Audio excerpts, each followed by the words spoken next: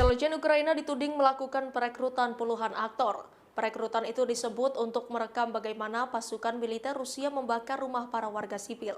Hal ini disampaikan oleh Kepala Pusat Komando Pertahanan Nasional Rusia, Mikhail Mizintsev. Dikutip dari tas.com, perekrutan itu adalah taktik licik yang tengah direncanakan oleh Badan Intelijen Ukraina. Di sebuah perumahan warga di Nikolayev, intelijen Ukraina dituding akan merekam bagaimana pasukan militer Rusia menghancurkan rumah para warga sipil. Intelijen Ukraina disebut telah merekrut puluhan aktor untuk merekam skenario rekayasa ini. Mizintsev mengatakan video tersebut diduga kuat akan dirilis oleh negara-negara barat dan media Ukraina untuk mendiskreditkan nama baik pasukan militer Rusia.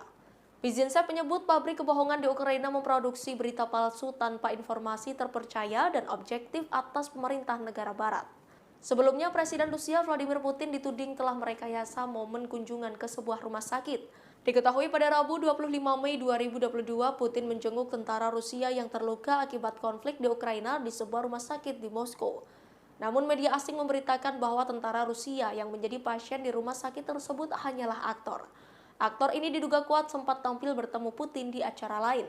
Analisis ini disampaikan oleh seorang pakar penanggulangan propaganda asal Estonia bernama Adam Rein. Adam menduga kuat mereka adalah orang yang sama.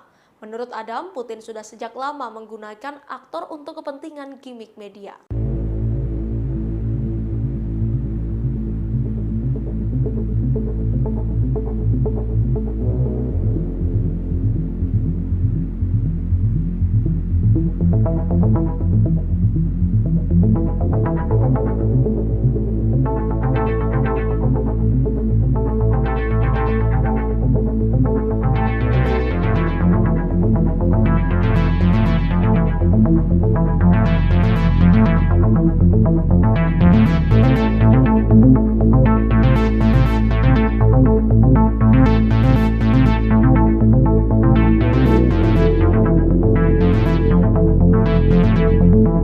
Terima kasih sudah nonton, jangan lupa like, subscribe, dan share ya!